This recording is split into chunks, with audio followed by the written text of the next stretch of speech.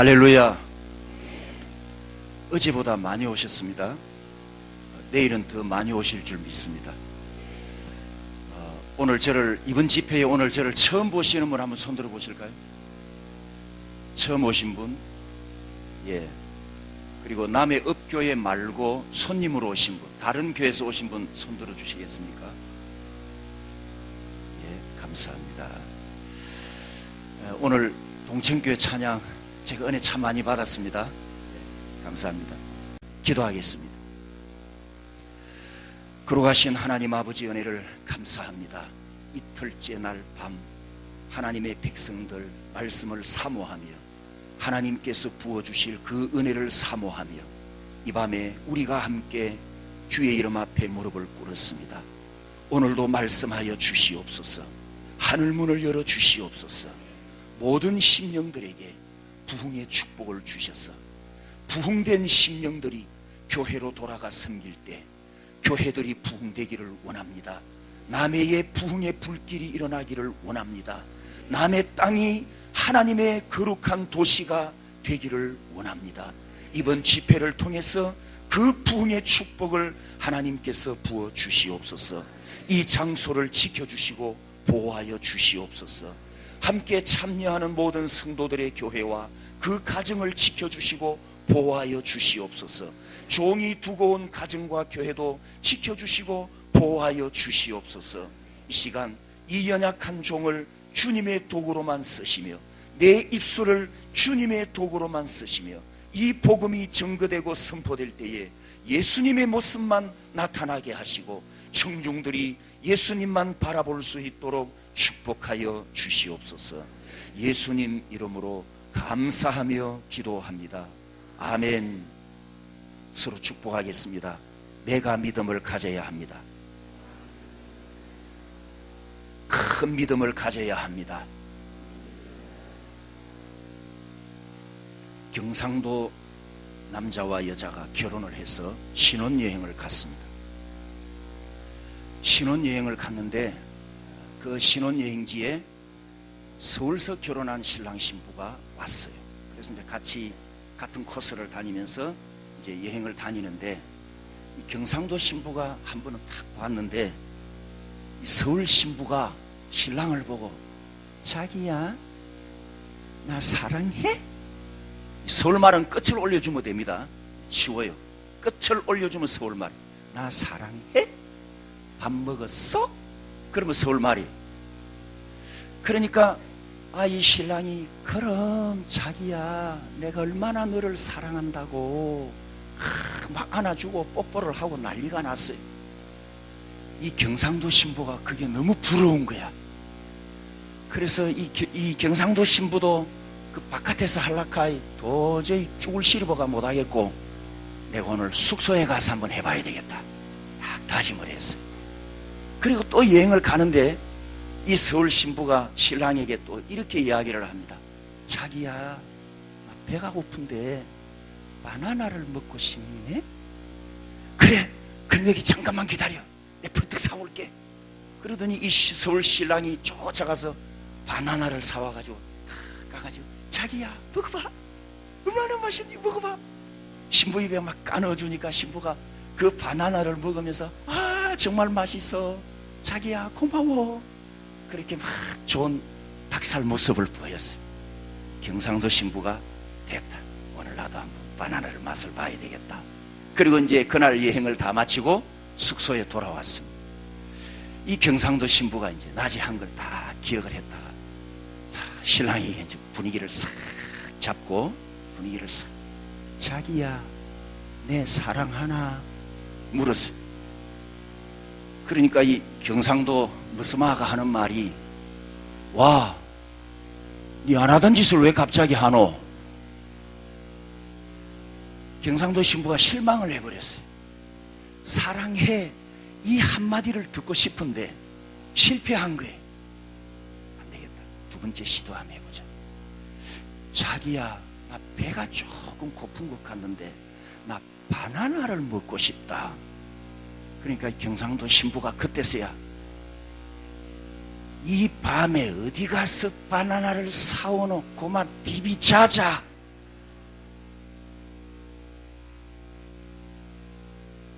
경상도 남자는 직장에서 퇴근을 해가지고 집에 가면 세 마디만 하면 그날 커뮤니케이션이 끝납니다. 아는, 묵자, 자자, 끝.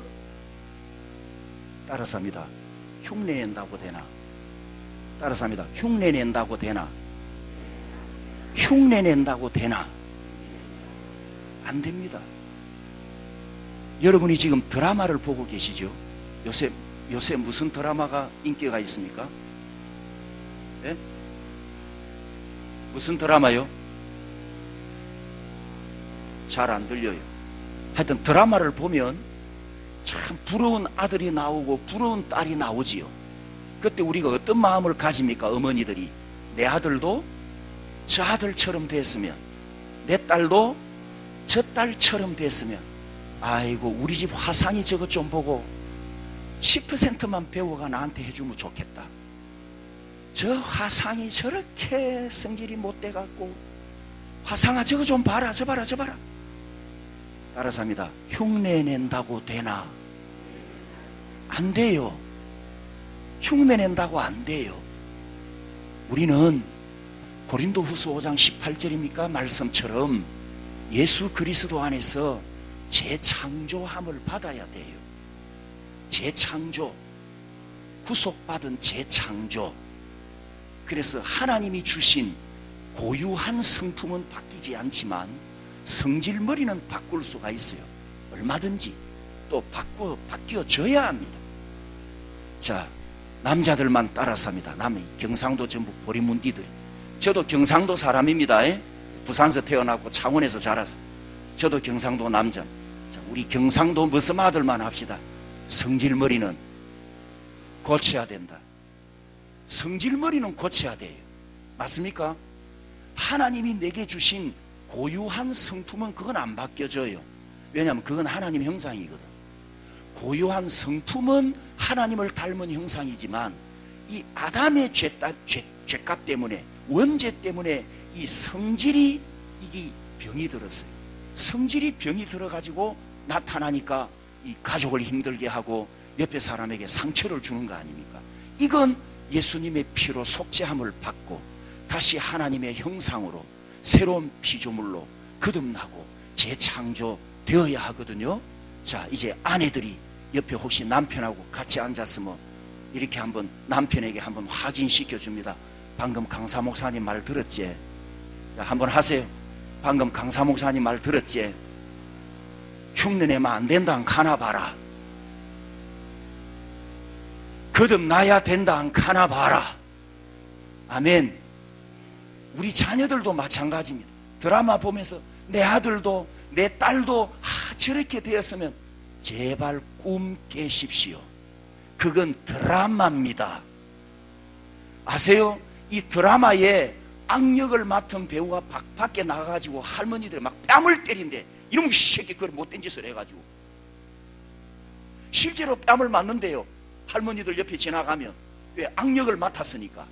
이 할머니들이 드라마와 현실을 구분을 못하는가 봐. 그럼 우리는 구분합니까? 아이고 우리 화상도 저 사람 저 남편처럼 됐으면, 내가 저 남편하고 결혼했으면 참 행복했겠는데 뭐 하고 자빠졌니? 꿈 깨십시오. 꿈. 왜 모니터를 보고 쏘가요? 바보 상자를 보고. 그게 다 중독되어 있어. 중독되어 있어. 가치관이 지금 다 뒤집어졌어. 우리나라 성형수술 이거 정말 문제입니다. 하나님이 만들어 놓은 원반을 다 뒤집어 놔버렸어. 그런 우스갯소리가 있잖아요. 성도가 죽어서 천국 갔는데 천국문에서 예수님이 딱 신분증하고 니 누구? 나 니 모르겠는데 원판이 바뀌었어. 성형수술을 3천만 원을 해놓으니까 예수님도 몰라볼 정도로. 그래서 저 아무개인데요. 아닌데 네 호적 사진 보이 네 얼굴이 아닌데 네 도대체 누구 말해봐라. 예, 제가 한국에서 어느 성형외과에서 성형수술하고 왔습니다. 그러면 그렇지 그 원장 이름 누구야 대봐. 왜 내 작품 이래 망가뜨려 놨어. 그런 우스갯소리가 있잖아요. 옆 사람한테 생긴 대로 놉시다. 생긴 대로 놉시다. 하나님의 작품은 명품이에요. 옆 사람에게 한번 자존심 세워줍니다. 당신 정말 멋있습니다. 하나님의 작품입니다. 당신은 하나님의 명품입니다. 여러분, 이 모습 이대로가 하나님의 명품임을 믿으십시오. 하나님은 외모를 보시지 않고 우리의 중심을 보신다고 하셨어요. 중심이 아름다우면 돼요. 아멘. 우리가 살고 있는 이 지구가 얼마나 클까요? 여러분, 지구가 얼마나 크겠습니까? 자, 영상을 한번 보겠습니다.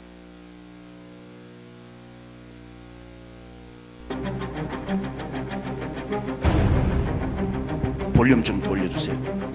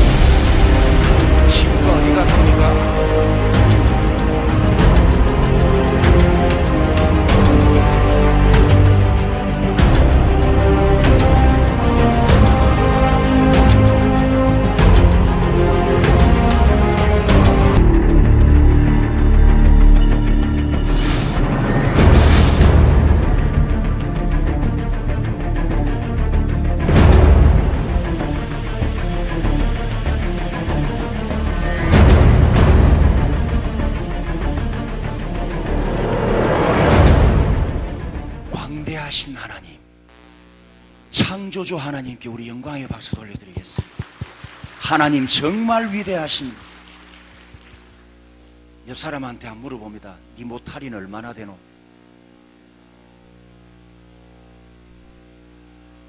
방금 영상에 보신 이 거대한 우주의 물질을 보셨나요? 그 우주와 비교했을 때 나는 어떤 존재입니까?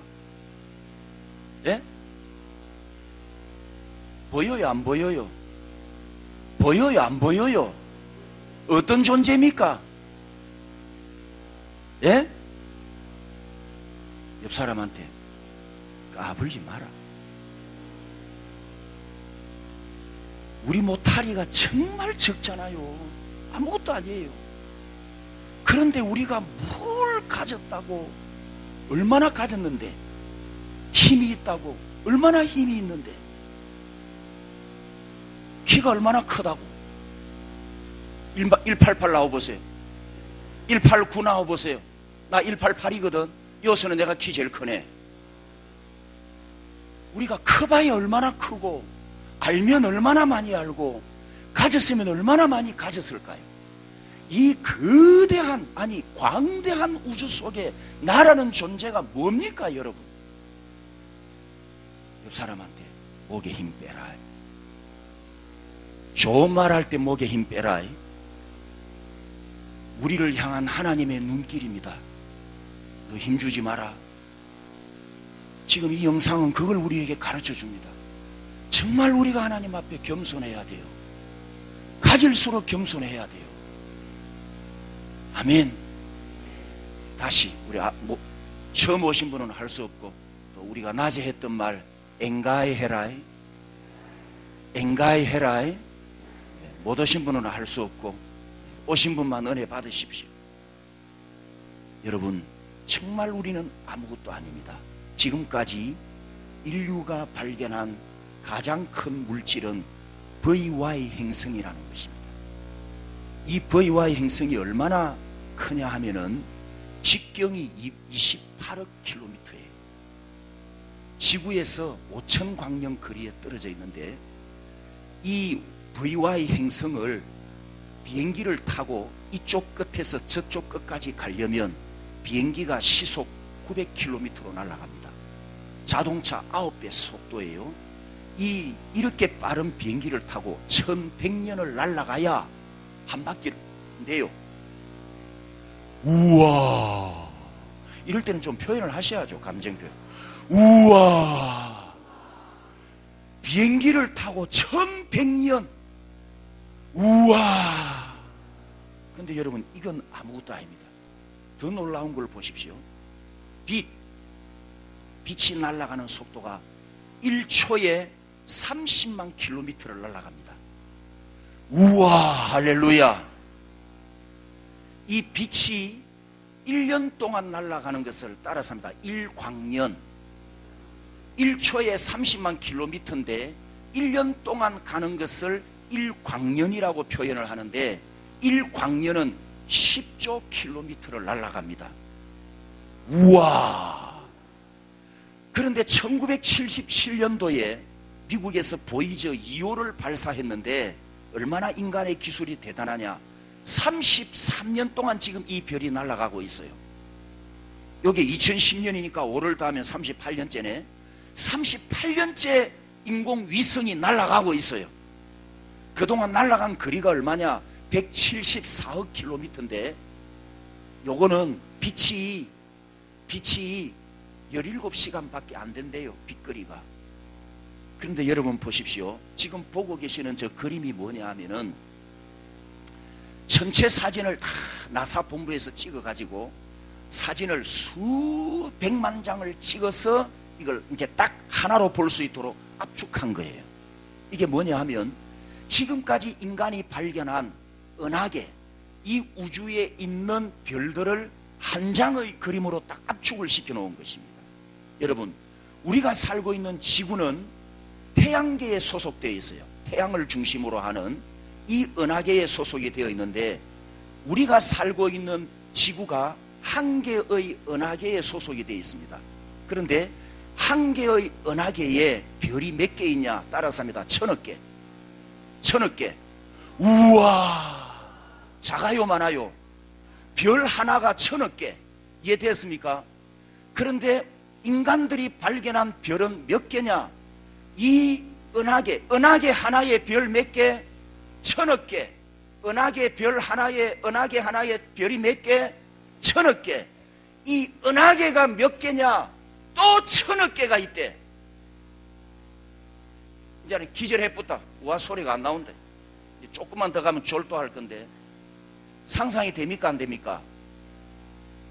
인간이 지금까지 발견한 별이 그런데 지금도 이 1000억 개의 은하 너머에는 지금도 팽창이 일어나면서 계속해서 폭발이 일어나고 있는데 인간이 과학으로 추정할 수 없는 속도로 별들이 생성되고 있대요. 새로운 별들이. 이제 졸도에 붙어. 아무도 소리 안 하고. 여러분, 정말 나는 아무것도 아니에요. 이 광대한 우주 속에 정말 나는 아무것도 아닙니다. 그런데 하나님께서 저와 여러분들을 기억해 주셨어요. 자카르. 따라서 합니다. 자카르. 사실 이 자카르 주제만 가지고 6시간 설교를 해야 돼요. 6시간 설교를 해야 되는데 짧아서 다 못합니다. 그래서 오늘은 우리가 기억해야 될 말씀만 드릴 거예요. 결론은 하나님이 여러분을 기억하셨대요. 하나님이 여러분을 자카르 하셨대요. 뭔데? 옆 사람한테 물어. 니 뭔데? 니 먹고? 우리가 뭔데? 이렇게 넓은 우주를 만드신 하나님이 나를 기억하셨을까요? 이거요, 여러분이 우주 속으로 빨려 들어가서 그 광대한 우주 속에 나를 바라보시는 하나님을 한번 묵상해 보십시오. 그냥 밤새도록 하루 종일 한 달 계속 밥 안 먹고 목 놓아 펑펑 울어도 배 안 고프고 은혜 충만할 겁니다. 내가 뭔데 하나님이 나를 기억해 주셨냐 말이지. 그런데 그 하나님께서 오늘 우리가 생각할 말씀은 이겁니다. 자카르 기억하라. 하나님께서 우리에게 기억하라고 말씀하십니다. 오늘 여러분이 듣게 될 이 설교는 내일 밤 설교와 들어야 딱 짝이 이루어집니다. 오늘 설교만 듣고 가면 마무리가 안 돼요. 그래서 내일 밤 설교를 이어서 들으셔야 말라기 내용이 나오기 때문에 딱 한 짝을 이루어집니다. 내일 밤에도 마지막 시간까지 오셔서 은혜 받으시기를 바랍니다. 이 자카르에 대한 말씀은, 자카르가 히브리어 원문인데 우리말로 번역하면 기억하라고 뜻이 따라서 합니다. 상기하다, 생각해내다, 기억이 나게 하다. 창세기부터 말라기까지 약 335번이 기록이 되어 있고, 이 자카르가 변형이 된 다른 단어까지 다 포함하면 훨씬 더 많은 횟수로 기록이 됩니다. 성경에 하나님의 편지에 같은 단어를 많이 기록했다는 것은 어떤 의미가 있죠? 중요하다. 아멘. 성경 주제 중에 하나라는 거예요. 하나님이 우리에게 말씀하시고자 하시는 것이 있다는 것이지요. 그게 뭐냐? 기억하라 하는 말씀입니다. 여러분, 하나님께서 여러분에게 말씀하셨어요. 기억하라. 그런데 오늘 우리가 본문을 말라기 성경을 읽었습니다. 말라기를 읽었는데 이 숫자가 하나 잘못됐는데 모세 찾았습니까? 모세가 모세오경을 약 BC 1400년경에 기록을 했습니다. 그리고 말라기는 BC 400년경에 부름받은 선지자예요. 그러면 모세와 말라기까지는 몇 년의 차이가 있죠? 1000년, 1000년. 이해됐습니까? 모세 구약 1400년, 그리고 신약 2000년, 우리에게서 모세까지는 3400년의 간격이 있어요. 이 3400년 전에 하나님이 모세에게 하셨던 말씀을 이 성경책에 기록을 해서 오늘 우리에게도, 여러분에게도 기억해라. 하나님이 이렇게 지금 명령하고 계시는 겁니다. 하나님이 여러분에게 말씀하셨어요. 기억해라. 너희들은 기억하라. 지금 이 말씀인 것입니다. 하나님이 무엇을 우리에게 기억하라고 하셨을까요? 자, 그런데 왜 3600년 전에 기록된 이 모세오경에 있는 말씀을 가지고 우리 보고 기억하라 이렇게 하나님께서 말씀하셨을까요? 자, 기억하라는 의미가 뇌에 치매가 걸리면 안 된다 그런 뜻이 아니에요. 의학적으로 이 뇌에 하나님의 말씀을 잘 기억을 해야 된다, 거기에 강조점이 있는 것이 아니라 하나님께서 성경을 우리 보고 말씀을 기억하라고 하신 이유는 이 3600년의 간격이 있지만 하나님의 말씀은 죽은 언어가 아니고 살아있는 말씀이기 때문에 우리에게 기억하라고 하셨습니다. 그래서 기억하라는 말씀의 강조점은 하나님의 말씀은 3600년이 지났지만 지금도 살아있다. 말씀은 살아있다. 여기에 지금 강조점이 있어요. 자, 인간이 쓰는 언어가 그 언어를 쓰던 사람들이 죽고 나면 사어라고 합니다. 사용하지 않는 언어, 죽은 말이라는 것이죠. 가령 고대 라틴어는 지금 쓰지 않습니다. 간혹 카톨릭에서 쓰고 있지만 보편적으로 쓰여지지는 않습니다. 그래서 이미 고대 라틴어는 사어로 분류가 되었어요. 그 다음에 미국이 있는 이 아메리카 인디언들 언어도 이미 다 사라졌습니다. 이것도 이제 사어로 분류가 됩니다. 그런데 하나님의 말씀은 3600년 전에 모세를 통해서 히브리어로 기록했는데 하나님의 말씀은 죽은 언어가 아니라 지금도 우리에게 약속의 말씀으로, 진리의 말씀으로, 생명의 말씀으로, 한 생명 한 영혼을 살리는 말씀으로 살아있는 말씀이라는 것이지요. 그러면 내가 이 말씀을 기억할 때, 내가 이 말씀을 먹을 때 어떤 효과가 나타납니까? 말씀의 생명, 아멘, 말씀의 능력. 그래서 우리 자녀들에게 가르쳐야 되는 거예요. 자녀들에게 가르쳐야 돼요. 하나님의 말씀을 암기시키고 묵상하게 하고 계속 가르쳐서 그 말씀대로 살아가도록 우리 자녀들을 가르쳐야 하는 것입니다. 아멘. 따라서 합니다. 기억하라. 기억하라. 하나님 말씀을 기억하시기를 바랍니다. 아멘. 이 기억하라는 말씀이 성경을 보면은 너무나 중요한 말씀입니다. 자, 신명기 32장 7절에 다 같이 읽습니다. 시작. 옛날을 기억하라. 역대의 연대를 생각하라. 내 아버지에게 물어라. 그가 내게 설명할 것이요. 내 어른들에게 물어라. 그들이 내게 말하리로다. 신명기 32장 7절 기억하라도 같은 원문입니다. 자카르. 특히 이 기억하라는 말씀이 신명기에 집중적으로 기록됩니다. 신명기에 많이 나오는데 여기서 우리가 뭘 볼 수 있느냐 하면 하나님 아버지의 마음을 읽을 수가 있어요. 신명기 수신자가 누굽니까? 광야에서 태어난 2세들이에요. 출애굽한 1세들은 원망불평하고 죽고, 광야에서 1세는 다 죽고, 광야에서 태어난 2세가 요단강을 건너서 가나안 땅에 들어갈 건데, 이 가나안 땅에 들어갈 2세들에게 하나님이 하시는 말씀입니다. 신의 명령이 기록된 신명기잖아요. 이 신명기에 기억하라, 기억하라. 집중적으로 하나님이 말씀하셨다는 것은 하나님께서 2세들에게, 다음 세대들에게 그만큼 하나님의 관심을 보였다는 거예요. 그래서 부모에게 이렇게 말씀하는 겁니다. 옛날을 기억하라. 연대를 생각하라. 내 아버지에게 물으라. 내 어른들에게 물으라. 그들이 내게 말하리로다. 하나님은 하나님의 언약의 말씀을 기억하는 세대가 이어지기를 원하셨어요. 아멘. 여러분, 대한민국은 처음부터 우상숭배 국가입니다. 베드로스에 있는 말씀처럼 우리 조상적부터 내려왔던 망령된 유전 속에 살다가 우리가 예수님의 부름을 받고 구원을 받았어요. 자, 손 들어봅니다.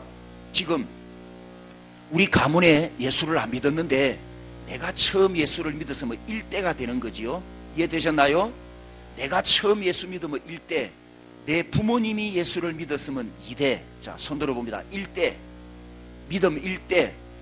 오, 의외로 많네. 2대, 3대, 4대. 와, 이제 4대까지 올라가면 참 귀한 가문입니다. 4대 다시 한번 손 들어주세요. 몇 사람이 되는지. 4대, 1분, 2분, 3분, 4분, 5분, 예, 5대. 5대가, 와, 5대. 분명히 좀 크게 들어주세요. 1분, 2분, 예, 5대가 2분. 6대. 예, 6대는 잘 없습니다. 120년 됐고 1대를 20, 30년으로 보면 5대면 120년이 되거든요. 100년, 120년. 자, 이렇게 지금 보니까 1대 다시 한번 손 들어 봐 주십시오. 자, 1대만 한번 일어서 봅니다. 여러분에게 답을 드리려고 그래요. 일어서세요.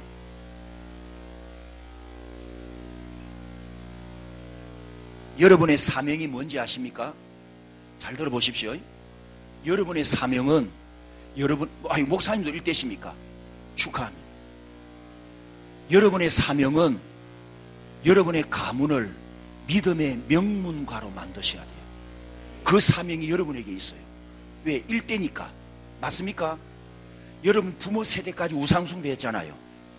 이걸 또 누가 끊어야 되나? 누가 끊어야 됩니까? 내가 끊고 내 자식에게 물려줘야지. 그러면 영적 전쟁을 해요. 가문을 향한 영적 전쟁을 해야 될 책임도 나에게 있어요. 맞습니까? 따라서 합니다. 목숨 걸고 예수 믿어야 된다. 아멘. 이게 여러분의 할 일입니다.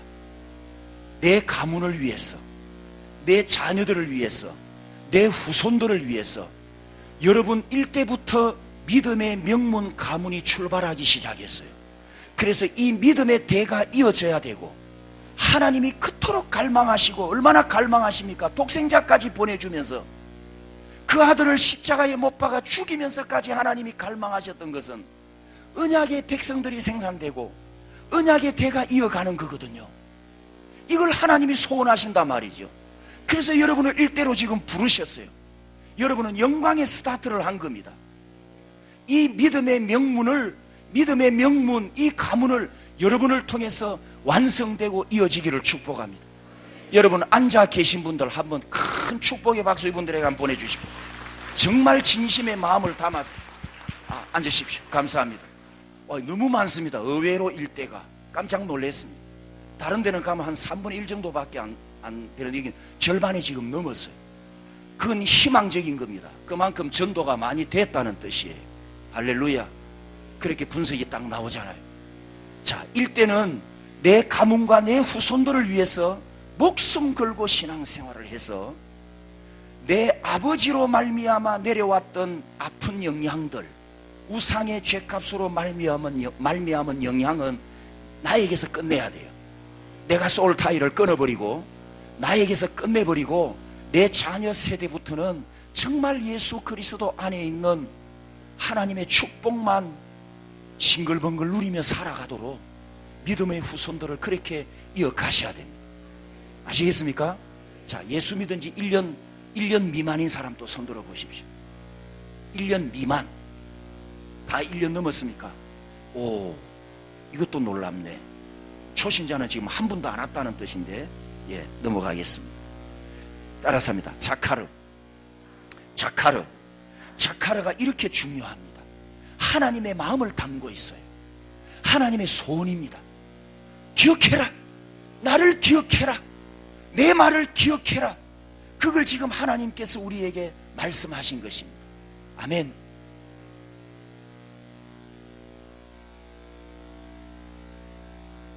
창세기 4장 5장을 보면 족보가 기록이 됩니다. 가인의 족보와 아담의 족보가 나오는데 성경을 보십시오. 이 두 족보가 요한 계시록까지 흘러갑니다.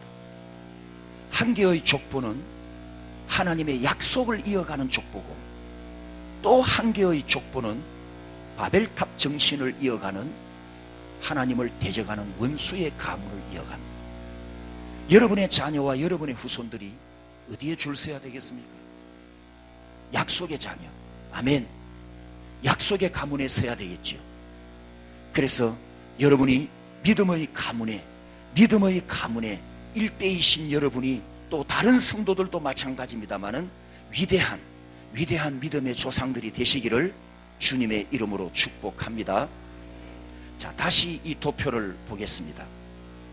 이 도표가 왜 중요하냐 하면 중간에 400년 보입니까? 400년 회색으로 끊어져 있어요.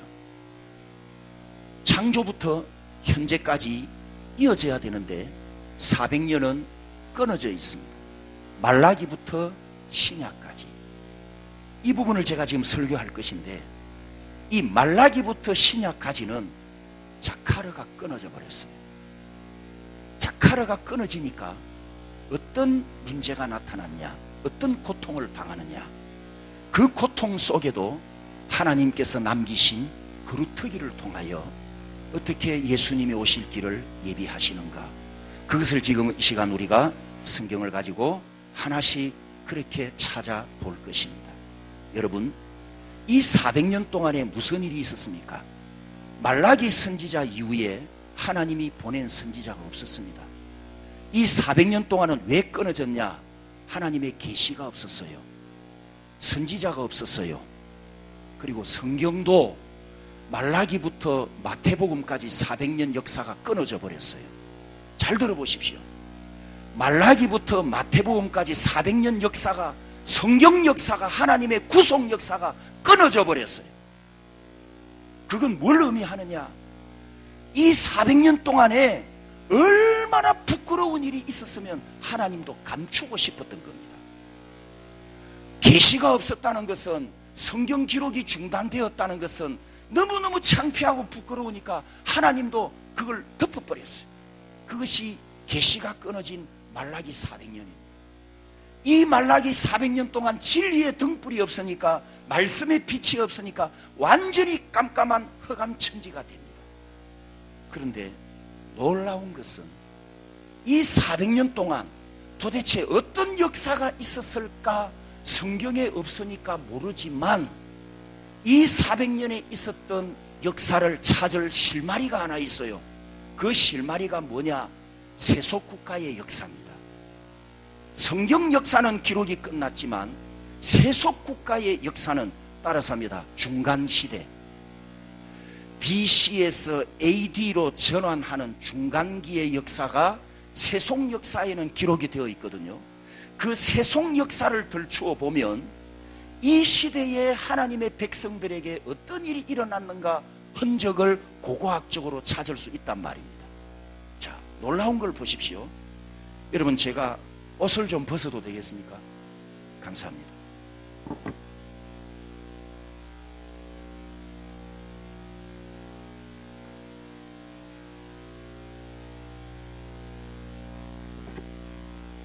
자, 앞에 그림을 보시면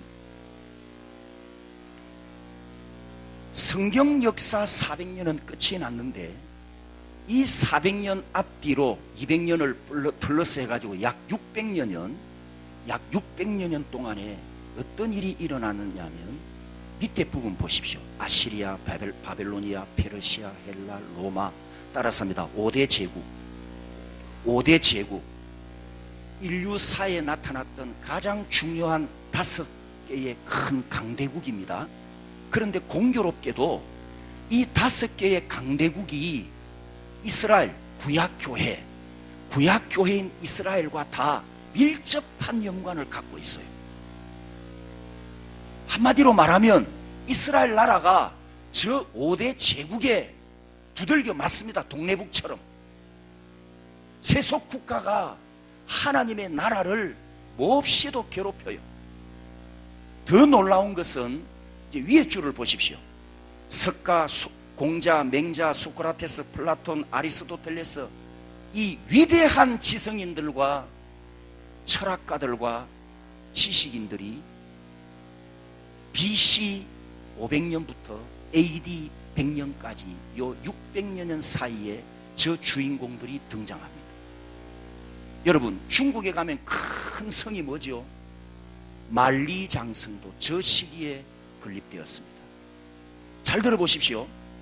세속국가가 얼마나 발전했습니까? 만리장성을 보면 건축기술이, 그 다음에 세속국가에는 위대한 위인들이 저렇게 탄생했어요. 그런데 중간에 하나님의 나라는 어떻게 됐다? 하나님의 나라는 어떻게 됐다? 400년 동안 깜깜했다. 슬퍼요. 세속국가는 저렇게 발전을 했는데 하나님의 나라, 하나님의 백성들은 다 어디 가버렸어요? 깜깜해요. 하나님도 계시를 중단시켜 버렸어요. 얼마나 어두웠으면. 통탄할 노릇입니다. 이게 지금 뭐냐? 자카르가 끊어져 버린 거예요.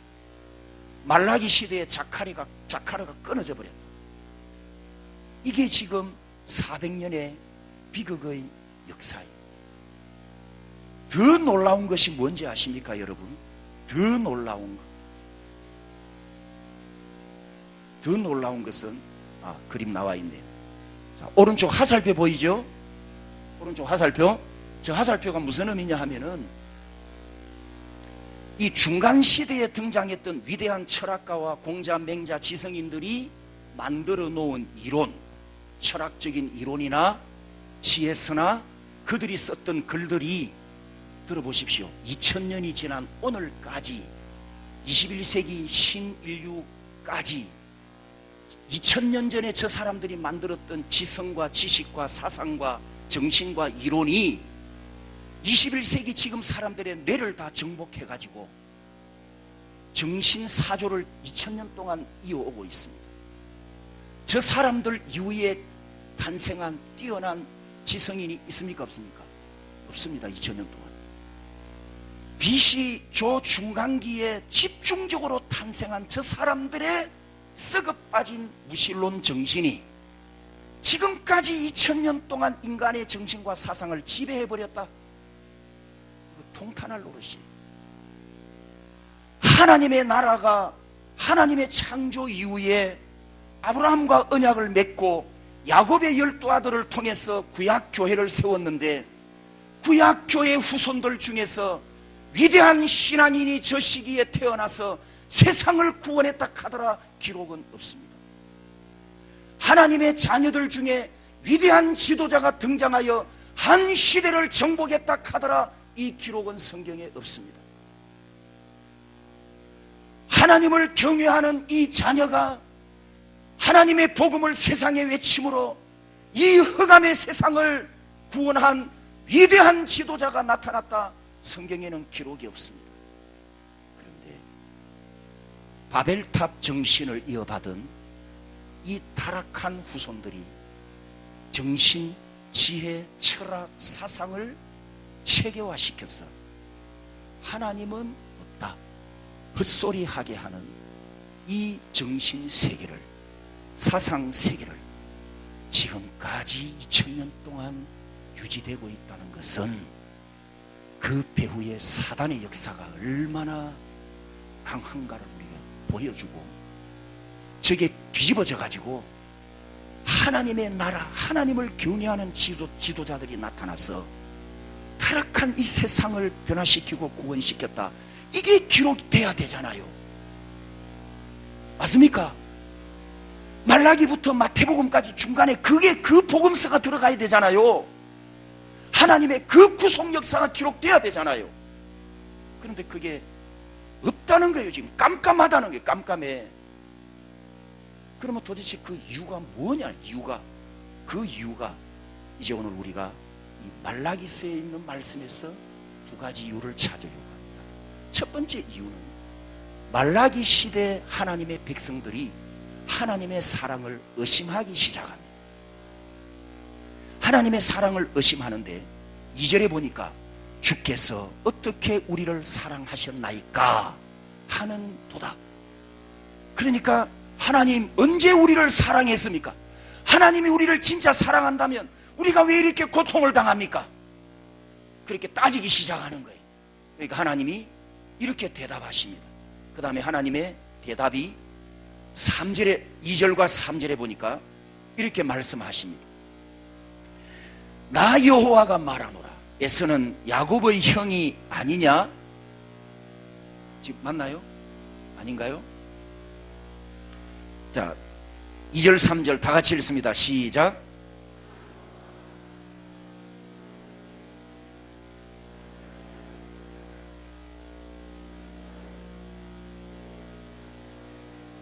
예. 왜 사랑을 의심하느냐? 하나님 언제 우리를 사랑했습니까? 하나님의 대답이 내가 에서는 미워하고 야곱은 사랑하였다. 이렇게 대답하셨는데 이 대답이 창세기 25장 23절에 나오는 말씀입니다. 하나님이 어떻게 하셨죠? 큰 자는 어린 자를 섬기리라.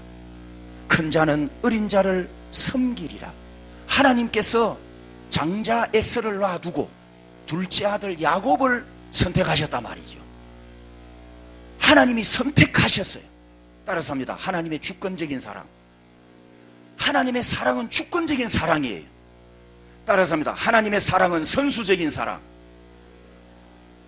내가 사랑하기 전에 하나님이 날 먼저 사랑하셨어요. 하나님이 먼저 사랑해버렸어. 말라기가 태어나기 이전에 에서와 야곱이 태어났을 때 하나님이 야곱을 사랑해버렸단 말이에요. 그러니까 말라기 시대 백성들은 하나님 언제 우리를 사랑했습니까? 이렇게 지금 의심하고 있는 거예요. 주권적인 사랑과 선수적인 사랑을 체감이 안 돼요. 체감. 왜? 값을 주고 안 샀기 때문에. 하나님이 날 사랑했다고 하는데 만약에 내가 여러분이 하나님의 사랑을 10억 주고 돈 주고 샀다 잊어버릴 수 있습니까? 못 잊지요. 왜? 돈을 10억이나 줬는데 내가 100억을 주고 구원받았다. 여러분 이 구원을 돈하고 쓰레기하고 바꿀 수 있겠습니까? 절대 못 바꿉니다. 내 돈 100억이 들어갔는데. 그런데 우리는 이 사랑을 받고 구원받을 때 돈을 준 게 아무것도 없어요. 하나님이 일방적으로 우리를 사랑하셨고 하나님이 주권적으로 우리를 사랑하셨고 하나님이 먼저 나를 사랑하셨기 때문에 우리가 지금 실감이 안 나고 있어요. 이게 지금 말라기 시대 이스라엘 백성들의 영성입니다. 하나님 언제 우리를 사랑했는데요? 의심하기 시작하는 것입니다. 그래서 누가복음 7장에 보면 좋은 답이 있습니다. 예수님이 이렇게 말씀하시죠. 데나리온 빚진 자 비유를 하십니다. 500데나리온의 빚을 졌고 50데나리온의 빚을 졌는데 주인이 다 탕감해줬다. 누가 더 사랑하겠느냐? 누가? 많이 탕감함을 받은 자니이다. 그러면 답이 나왔어요. 왜 말라기 시대 이스라엘 백성들이 하나님의 사랑을 의심했느냐? 열쇠는 이겁니다. 자기가 얼마나 더러운 죄인인가를 몰랐던 것입니다. 하나님이 날 같은 죄인을 이렇게 구원해 주셨다면 이 사랑 의심 안 됩니다. 그래도 내가 저거보다는 좀 착하고 저 사람보다는 내가 조금 마음씨가 좋고 저 사람보다는 내 가문이 좀 뛰어나고 그래도 나 같은 거는 좀 부족함은 있지만 그래도 나는 예수를 좀 믿을 만한 자격이 있으니까 하나님이 날 구원하셨지. 그러니까 하나님의 사랑이 확신이 안 돼요. 하나님의 구원이 실감이 안 난단 말이에요. 사랑하는 성도 여러분, 여러분도 하나님의 사랑이 의심이 되십니까? 혹시 여기서 하나님의 사랑을 의심하는 분이 계십니까? 하나님 와 내 기도는 안 들어주셔요. 내 기도도 좀 들어주세요. 하나님이 내 기도 안 들어주니까 하나님이 진짜 날 사랑하나 이렇게 의심할 수밖에 없는 거죠. 지금 말라기 시대 성도들이 그렇습니다. 두 번째, 이 사람들이 왜 이렇게 되었느냐? 따라서 합니다. 귀차니즘. 하나님을 섬기는 게 귀찮아 죽겠어.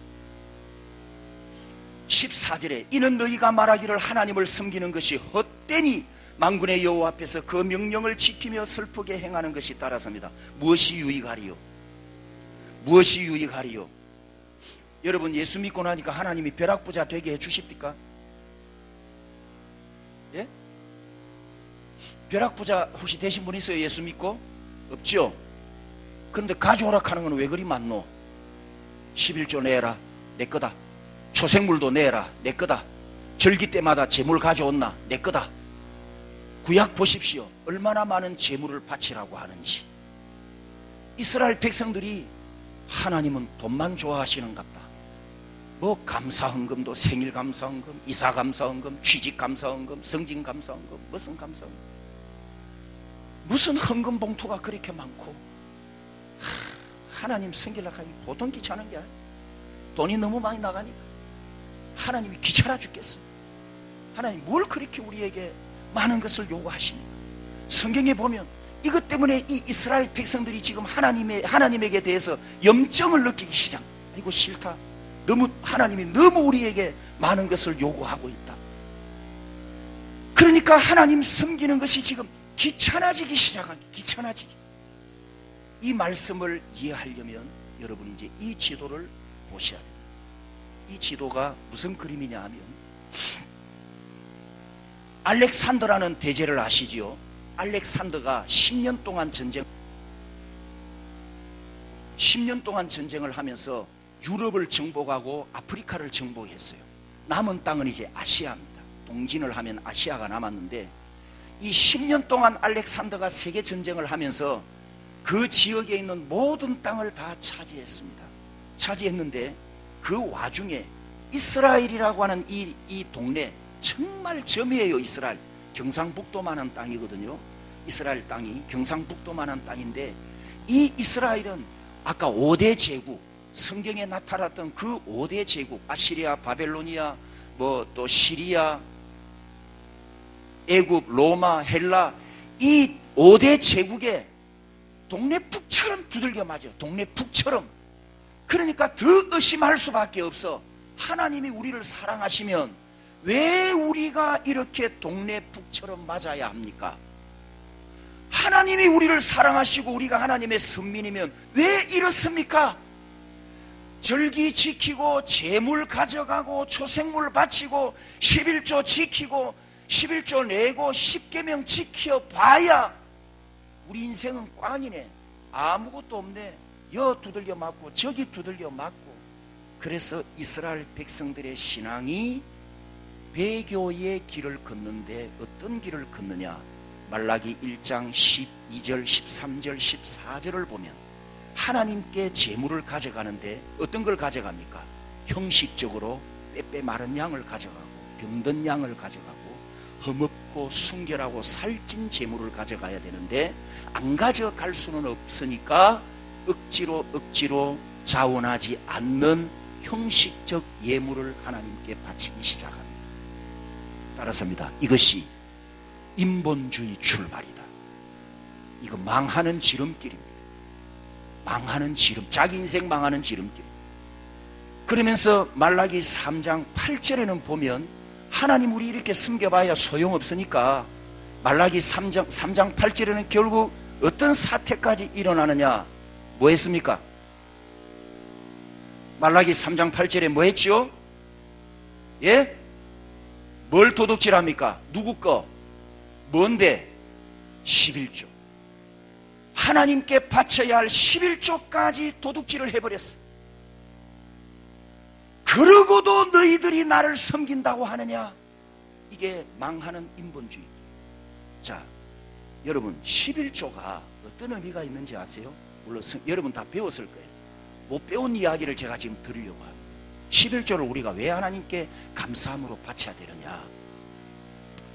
10분이 사실은 100이 다 하나님 것이지요. 맞습니까? 나는 누구 겁니까?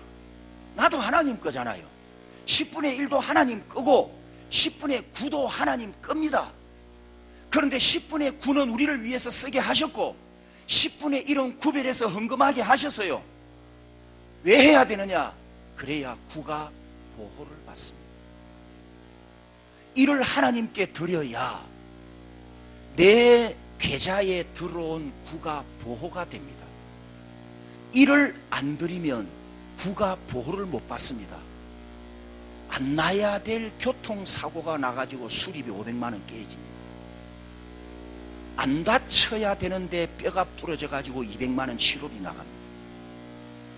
일어나지 말아야 될 사건이 터져 가지고 내 아들이 옆집 아를 쉐립해 가지고 300만 원 합의를 봤어요.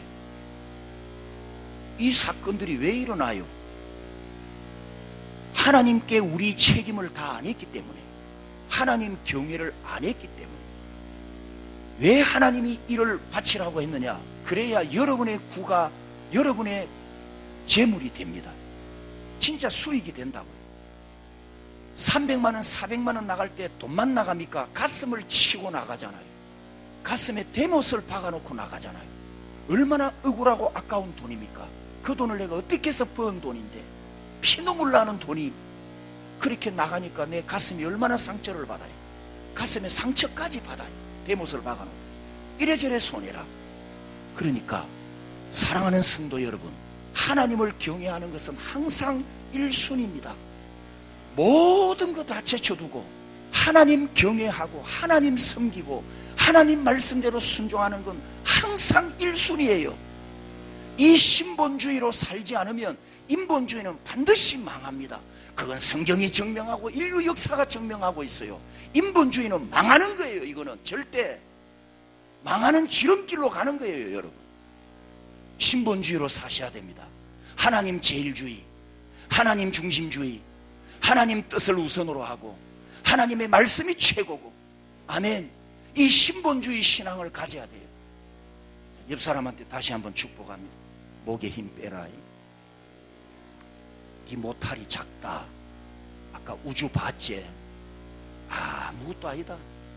정말 우리 아무것도 아닙니다. 여러분, 조그마한 충, 균, 세균, 바이러스, 요거 하나만 우리 몸속에 들어와도 우리는 꼼짝 못하잖아요. 예? 이 척추에, 우리 척추뼈에, 뇌에서 내려가는 이 뇌혈관이나 척추뼈에 실핏줄, 눈에는 안 보여요. 현미경으로 봐야 보이는 실핏줄 하나만 터져도 그 다음부터는 이렇게 걸어다녀. 요 쬐끄만한 실핏줄 하나 터져도 우리는 꼼짝 못해요. 그걸 하나님이 주장하신다고. 그러니까 절대 하나님 앞에 겸손하셔야 돼요. 교회 리더십에 절대 순종하셔야 합니다. 그렇게 해서 신본주의로 살아가면서 하나님의 약속의 말씀이 대를 이어가기를 주님의 이름으로 축복합니다. 자, 이스라엘 백성들이 어떻게 했다고요? 인본주의. 하나님 섬기는 게 귀찮으니까 그 다음에는 따라서 합니다. 대충대충. 아이고, 우리 남의 업교회는 무슨 예배가 이래 많고 행사가 많고 세미나가 많고, 이 교회 다닐라카이 목사님이 좋아가 안 나갈 수는 없겠고, 이거 막 귀찮아 죽겠네. 이거 또 가야 되나? 유럽 사람들은 일주일에 한 번밖에 예배 안 드린다는데 도대체 한국에는 어떤 님이 예배를 일주일 만에 수요일 예배, 금요 철학기도회, 새벽기도회, 주일 오전 예배, 주일 오후, 도대체 이 예배 누가 만들었노? 귀찮아 죽겠네. 골프도 쳐야 되고 여행도 가야 되고 귀찮지요? 노맨 안 귀찮습니까? 하나님 섬기는 것이 귀찮아지면 큰일 납니다. 왜냐? 여러분이 귀찮은 생각을 하는 순간 뭐가 들어오냐? 사탄이 여러분을 딱 집어삼킵니다. 우는 사자같이 삼킬 자를 붙잡고 있습니다. 여러분, 에베소서 1장 1절에서 2절 3절까지 보시면 공중의 권세 잡은 자가 나옵니다. 거기서 공중의 권세 잡은 자는 마귀를 말하거든요. 자, 마귀가 공중의 권세자, 마귀가 어디 있어요? 공중이 어디지요? 공중이 어디예요? 저 높은 곳이지요? 그러면 높은 곳에 있는 마귀와 나는 상관이 있다 없다? 뭐 공중에 있는데 뭐. 여러분, 우리말에는 공중이라고 공간적인 개념을 그렇게 이야기를 해놨어요. 공중이라는 이 어감이 나하고 좀 거리가 멀리 떨어졌어요. 그래서 그 마귀하고 나는 상관없는 것으로 이해할 수 있습니다. 공중이라는 이 어감이, 뉘앙스가. 그런데 모든 영어 성경에는 공중을 뭐라고 번역을 해놨냐 하면은 놀랍게도 따라서 합니다. 에어. 자, 젊은이들, 마귀가 어디 있다고요? 공기 속에. 공기가 어디 있어요? 공기가 어디 있습니까, 장모님? 저는 코앞에 지금 보이네. 나 보이는데. 공기가 어디 있어요? 내 코앞에. 와, 마귀가 어디 있다고? 공중이 아니고 멀리 떨어진 거리가 아니고 나하고 상관없는 존재가 아니라 두 눈에 불을 켜고 우는 사자같이 삼킬 먹이를 찾고 있어요. 와, 우리가 두렵고 떨릴 필요는 없지. 예수 이름의 권세를 가졌는데 중요한 것은 마귀가 나를 공격하지 않을 거라고 생각하지 말라는 거예요. 여러분이 부정적인 생각을 품는 순간, 인본주의 생각을 하는 순간 마귀는 그냥 먹이로 삼켜버립니다. 그러면 여러분은 인본주의로 가는 거예요. 죄책감 없이, 양심의 가책 없이, 직분도 다 팽개치고, 예수님 나 6개월만 휴가 주십시오. 6개월 뒤에 다시 열심히 컴백하면 열심히 제가 예수 믿고 충성 다 하겠습니다. 천만의 말씀. 그래가 6개월 뒤에 돌아온 사람 내 못 봤다. 그 6개월이 6년 가고 60년 가고. 왜? 마귀가 가만히 안 놔두니까 삼켜버린 먹이로. 옆 사람한테 축복합니다. 정신 차립시다. 당신 코앞에 보이네. 지금 옆 사람한테 당신 코앞에 보이네. 뭐가 보여요? 마귀가 어디에 있다고요? 공중이 아닙니다. 공기입니다. 공기. 마귀도 영적 존재잖아요. 육체가 없는. 그래서 하나님이 부여한 마귀의 권한 중에, 허락한 제한된 권한 중에 마귀도 어디든지 돌아다닌다고, 전사처럼. 그게 마귀잖아요. 맞아요? 그러니 언제든지 나를 공격해 올 수 있어요. 그래서 예수를 믿되 정신 바짝 차리고 믿어야 돼요. 아멘. 천사가 여러분을 돕기도 하지만 보이지 않는 천사가, 이 보이지 않는 더러운 원수 마귀 귀신이 우리를 삼키기 위해서 노리고 있단 말이에요. 노리고. 그래서 빈틈을 보여주면 안 되는 빈틈, 영적인 빈틈을. 지금 이 이스라엘 백성들이 하나님 섬기는 것이 귀찮아졌어요. 에라 모르겠다. 절기를 지켜야 되니까 안 갈 수는 없고 그냥 대충 하나님 섬기자. 그렇게 이제 이스라엘 백성들의 신앙이 배교의 길을 걷기 시작하는 것입니다. 그래서 하나님이 안타까우셔서 이렇게 외쳤습니다. 하나님이 뭐라고 외치시냐면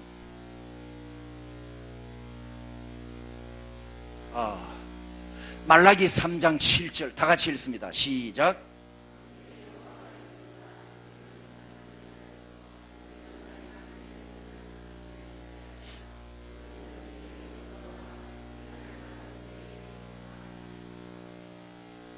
하나님을 떠나버렸어요. 하나님을 떠나니까 따라서입니다. 계시 중단. 몇 년 동안? 400년. 이스라엘이 대충대충 하나님을 섬기다가 배교의 길을 가니까 하나님이 계시를 중단해버리고 말라기 이후에 선지자 안 보내주셨어요. 그게 몇 년?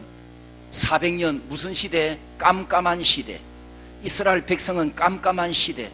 그러니까 어떤 일이 일어나느냐 보십시오. 이제 기가 막힌 일이 일어납니다.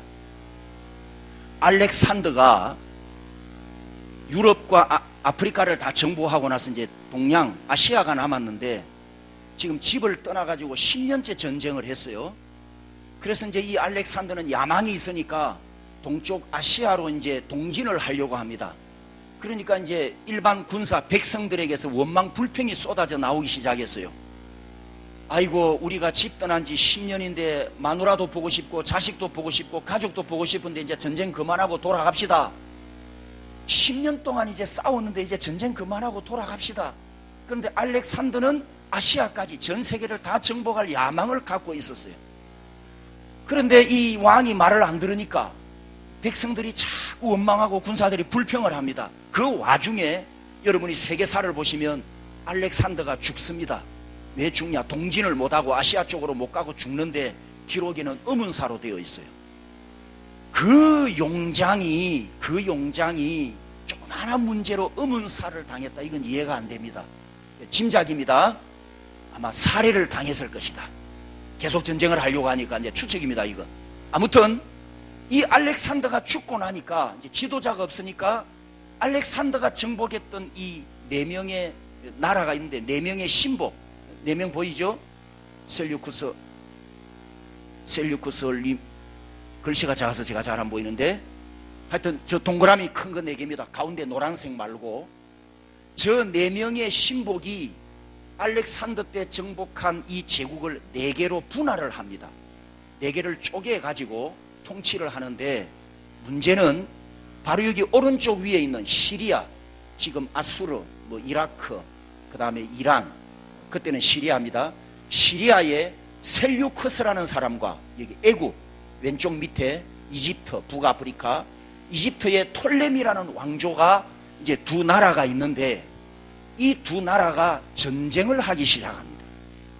어떤 전쟁을 하냐? 세계사를 보면 그 유명한 150년 전쟁이 이 시기에 일어납니다. 중간시대 400년 깜깜할 때 150년 전쟁이 일어나는데 보십시오. 시리아에 있는 셀류쿠스가 톨레미로 진격을 합니다. 톨레미족을 차지하려고 내려가서 전쟁을 하는데 어디를 지나가요? 이스라엘이 길목이에요. 그냥 지나갔겠습니까? 어떻게 하고 지나갔을 거? 여러분 같으면 청년들 뺏어가지고 전쟁 포로로 잡아서 전쟁 물자 운반시키고 곡식 군비 충당해야 되니까 곡식 다 탈취하고 가축 탈취하고, 상상이 되시죠? 그 다음에 또 밑에 톨레미 왕조가 또 셀류크스를 공격하러 올라갑니다. 또 누가 치입니까? 이스라엘이 또 치예요. 이스라엘은 양쪽 눈치 보기에 바쁩니다. 밑에서 올라가면서 짓밟고 위에서 내려가면서 짓밟고 몇 년 전쟁 어떻게 했습니까? 상상이 되시나요?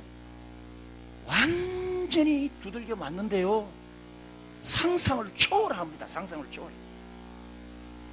그런데 이제 이 150년 전쟁이 왜 끝나냐? 150년 전쟁이 왜 끝나냐?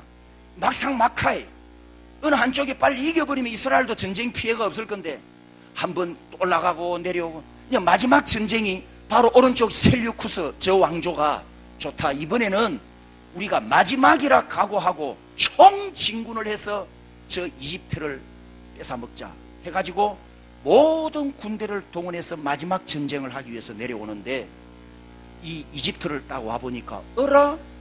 셀육 톨레미 왕조가 사라져 버렸어요. 톨레미 왕조가 왜 사라졌냐? 그 직전에 이탈리아, 유럽에서 로마라는 신흥제국이 일어났어요. 로마라고 하는 이 신흥제국이 일어나가지고 한니발이 지도자였는데 이 한니발이 카르타고를 정복하고 지중해 배를 타고 북아프리카 톨레미 왕조를 삼켜버린 거예요. 그러니까 로마 제국이 지중해 배를 타고 내려와서 톨레미 왕조를 정복을 해가지고 로마 제국이 되어버렸어요. 이 셀류커스가 저 거리가 얼마나 뭡니까? 2000km가 되거든요. 상상이 되시나요?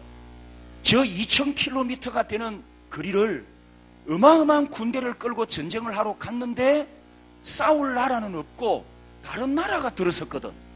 자, 여러분 지도자 같으면 어떻게 하겠습니까? 싸워야 될까요? 돌아가야 될까요? 자, 만약에 돌아간다. 그럼 어떻게 되겠습니까? 군인들 사기는 어떻게 되고 전쟁 비용은 어디서 충당하죠? 리더십은 어떻게 되겠습니까? 그럼 반대로 로마하고 한번 붙어보자. 붙으면 어떻게 될까요? 계산을 해야 되겠죠. 성산이 있나 없나. 그래서 이 셀류커스가 똑똑한 사람이었어요. 계산을 해봅니다.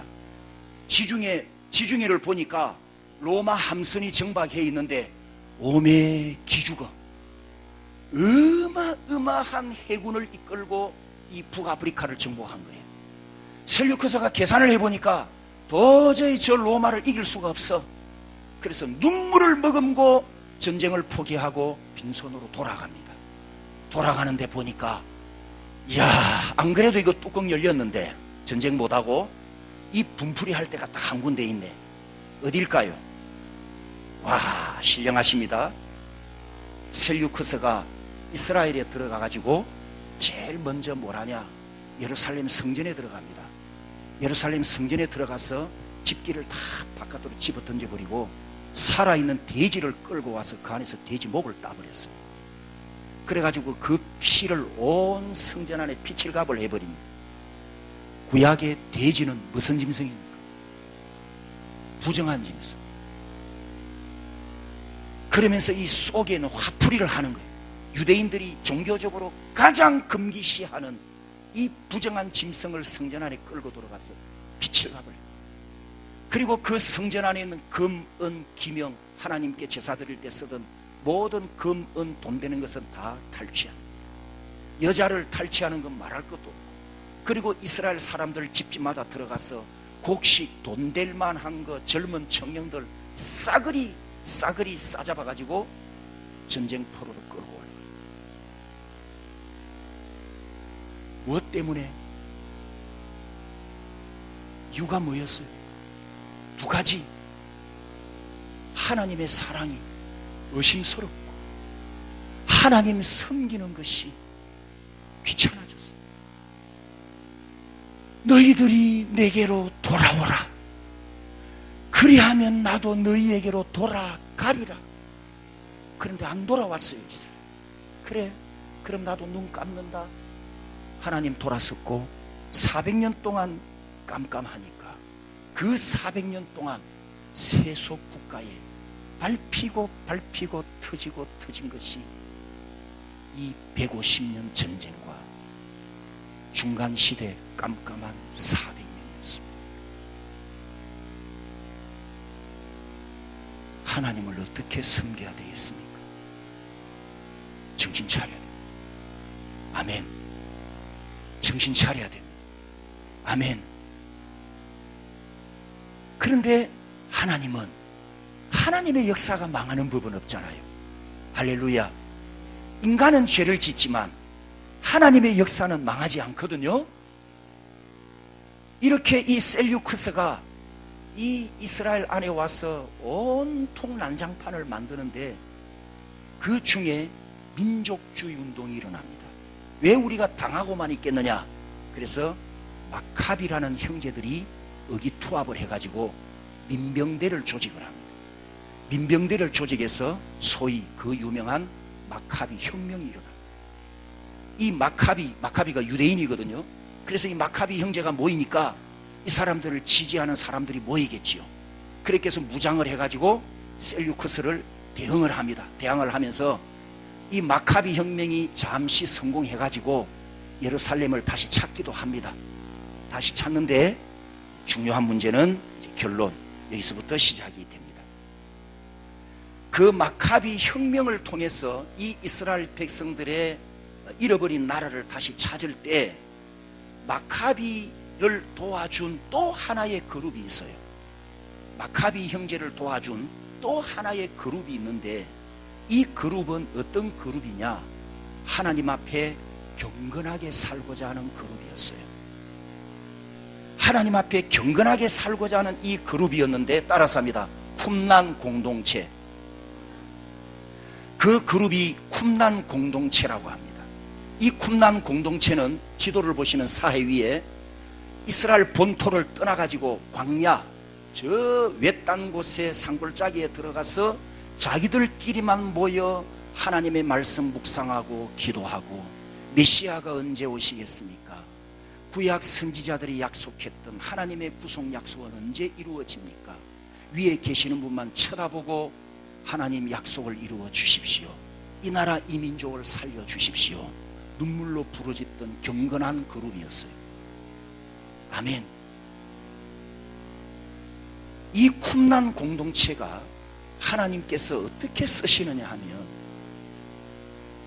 성경 사본이 발견되는데 1947년 베두인 소년이 최초로 성경 사본을 발견한 일본 동굴이고, 그 다음에 두 번째 그림이 쿰란 공동체 유적지입니다.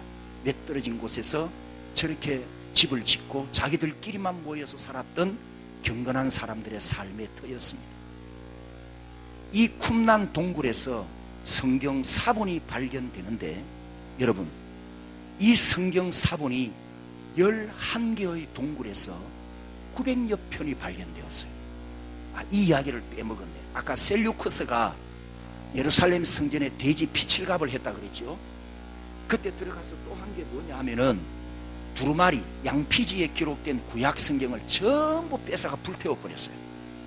불태워버렸는데, 하나님께서 쿰란 공동체, 경건하게 살고자 하는 이 그룹을 통해서 사해 동굴에 토기 속에 이들을 통해서 하나님의 성경을 남겼는데 900편이 발견되었습니다. 1947년도에. 놀랍지 않습니까? 그 성경 사본 중에 제일 긴 거, 길이가 제일 긴 거는 8m나 된다고 합니다. 자, 여기서 여러분, 중요한 하나님의 섭리를 우리가 보게 됩니다.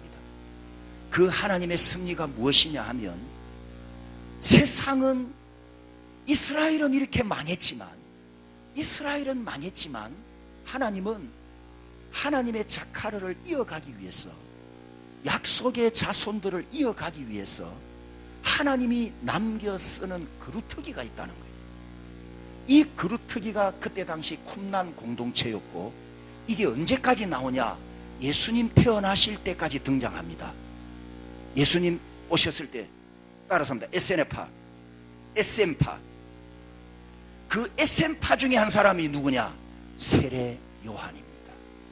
광야에서 약대 트롯을 입고 메뚜기와 석청으로 음식을 먹고, 회개하라! 천국이 가까웠느니라. 예수님보다 6달 앞에 와서 오실 메시아의 길을 예비했던 말라기 이후의 첫 번째 선지자 세례 요한, 그리고 마지막 선지자 세례 요한. 이스라엘은 망했는데 하나님의 계시의 말씀은 쿰란 공동체를 통해서 900편이나 보존시켰어요.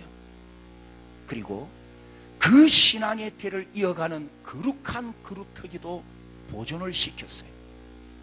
예수님 탄생하셨을 때, 예수님 오셨을 때 누가복음에 나오는 시므온 할아버지와 안나 할머니도 경건한 그룹이었습니다. 하나님, 언제 우리에게 구원을 이루어 주시겠습니까? 성전을 떠나지 아니하고 금식하며 기도했던 두 할아버지 할머니가 아기 예수를 안고 얼마나 신령한 분이었는지, 주여 나에게 구원을 주셨으니 감사합니다. 그 아기를 안고 하나님의 아들로 보낸 메시아인 줄 깨닫습니다. 그리고 감사 노래를 부릅니다. 할렐루야. 우리가 이런 사람이 되어야 돼요. 이 시대에 그리고 우리의 자녀들에게 이 신앙을 물려줘야 한다. 기억하라. 하나님의 말씀을 기억하는 거룩한 세대가 이어가야 합니다. 하나님의 약속의 말씀을 이루어가는 언약의 세대들이 이어가야 합니다. 그러니까 우리가 다음 세대를 위해서 얼마나 기도해야 되냐. 개봉박두 매일 밤 시간, 어머니들의 눈물. 여러분 정말 다음 세대를 위해서 우셔야 됩니다. 그러면 이제 결론을 내리겠습니다. 시간이 많이 갔는데 도대체 이 자카르라는 단어 속에 어떤 의미가 담겨 있느냐. 제 결론입니다. 결론 빨리 내릴게요. 히브리어는, 구약 히브리어는 오른쪽에서 왼쪽으로 읽습니다. 이해되셨나요? 자카르, 오른쪽에서 왼쪽으로 읽습니다. 여기 자, 첫 번째 글자, 오른쪽 첫 번째 글자 자에 해당하는 자인, 밑에 이 자인이라고 하는 뜻은 금, 무기 또는 성령의 금, 하나님의 말씀, 이런 의미를 갖고 있습니다. 여러분 히브리어는 점 하나에도 의미가 있고 획 하나에도 의미가 있고 글자 하나에도 의미가 있어요. 글자 하나에도 의미가 있는데 이 글자가 2개, 3개, 4개 모이면 또 하나의 말을 만들어냅니다. 하나님이 그렇게 히브리어를 계시하셨어요.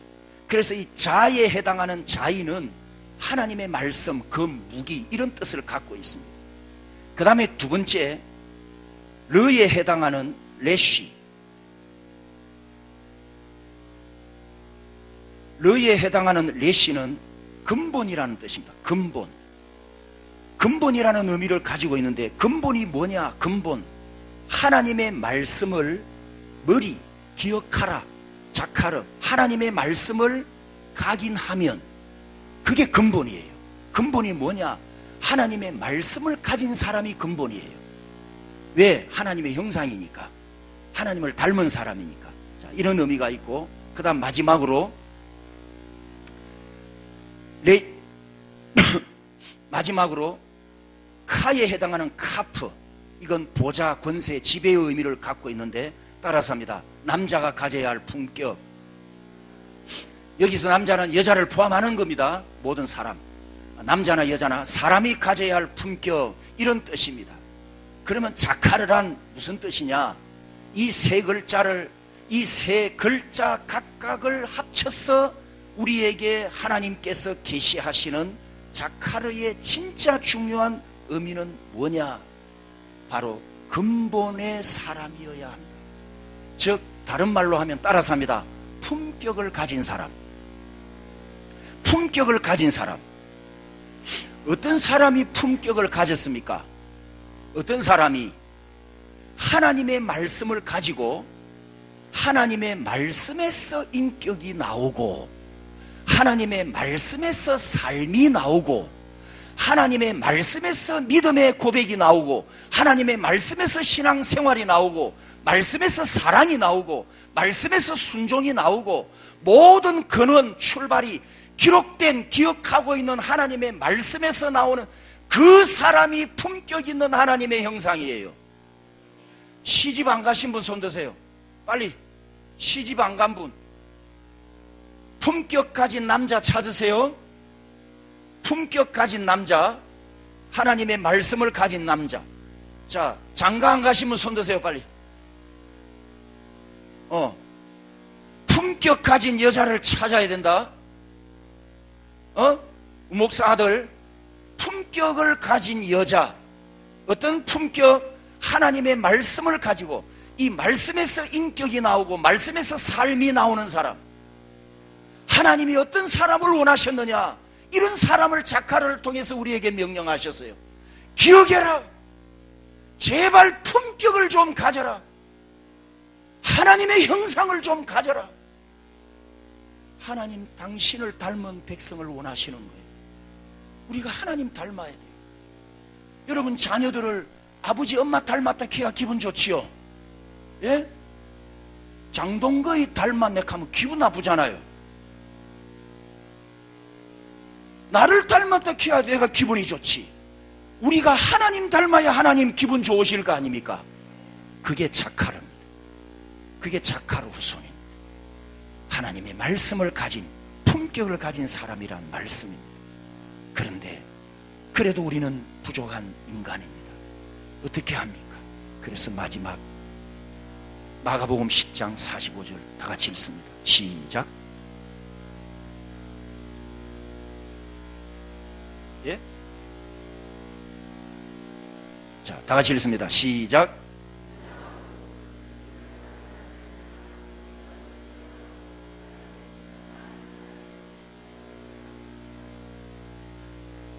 말라기 후로 400년 역사는 끝났습니다. 그리고 마태복음 1장 1절에 아브라함과 다윗의 자손 예수 그리스도의 세계라, 예수님의 족보가 기록이 되어져 있습니다. 이 예수님의 탄생은 뭘 의미합니까? 첫 번째 아담, 창세기 첫 번째 아담은 범죄하여 실패했지만 예수 그리스도는 마지막 아담으로 오셨어요. 마지막 아담으로 오신 자카르였습니다. 성경에 기록되어 있는 최초의 아담은 자카르입니다. 남자가 아니고, 제가 시간이 없어서 넘어갔는데 창세기 1장 2장에 보면은 최초로 기록된 남자라는 단어는 아담이 아니에요. 맨이 아니에요. 남성 남자가 아닙니다. 히브리 원어가 자카르예요. 하나님이 품격을 가진 하나님의 형상을 창조하셨다는 거예요. 그 다음에 아담이 만들고 나서 그 다음에 남자라는 단어가 나옵니다. 여자와 구별되는 남자, 여성과 구별되는 남성, 그런 의미로 아담이에요. 남자예요. 첫 번째 단어는 품격을 가진 자카르입니다. 놀라운 진리가 있습니다. 이 자카르의 품격을 첫 아담은 잃어버렸다고 죄를 지었어요. 그런데 예수님이 참 사람으로 오셨습니다. 하나님이신데 온전한 사람으로 오셨어요. 자카르의 품격을 가지고 오신 것입니다. 죄 없는 분으로 그분이 십자가에 못 박히셔서 우리를 위하여 대속물이 되어주셨고, 여러분을 구원하여 여러분을 자카르로 회복시켜 주신 거예요. 우리는 회복된 자카르, 우리는 회복된 하나님의 형상들, 우리는 자카르예요. 당신은 위대한 자카르입니다. 옆 사람, 당신은 위대한 자카르입니다. 당신은 위대한 하나님의 형상입니다. 위대한 하나님의 형상입니다. 여러분, 오늘 이후로 이 형상을 잃어버리지 마십시오. 이 품격을 잃어버리지 마십시오. 그리고 여러분을 통해서 이 자카르의 대가 계속 이어가기를 주님의 이름으로 축복합니다. 하나님께 영광의 박수 돌려드리겠습니다.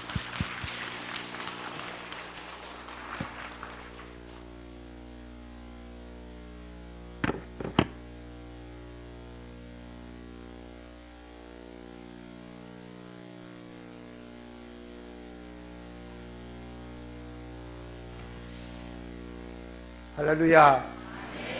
은혜 많이 받았습니다. 자카르 참 은혜됩니다. 목사님 감사합니다. 내일 저녁도 마음껏 쏟아달라고 우리 박수 한번 크게. 목사님 감사합니다. 은혜 많이 됩니다. 감사합니다. 이제 찬송가 542장입니다. 542장